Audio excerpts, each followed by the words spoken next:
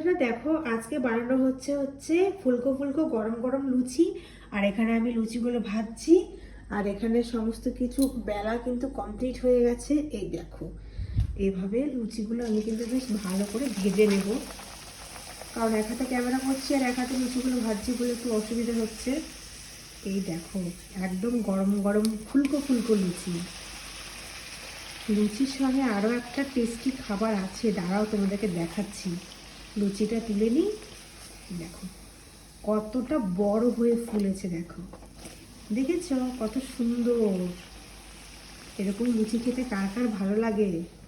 এই দেখো এক একটা লুচির সাইজ দেখো কত সুন্দর ফুলেছে। এই দেখো সব কটা লুচি কিন্তু আমার ফুলেছে।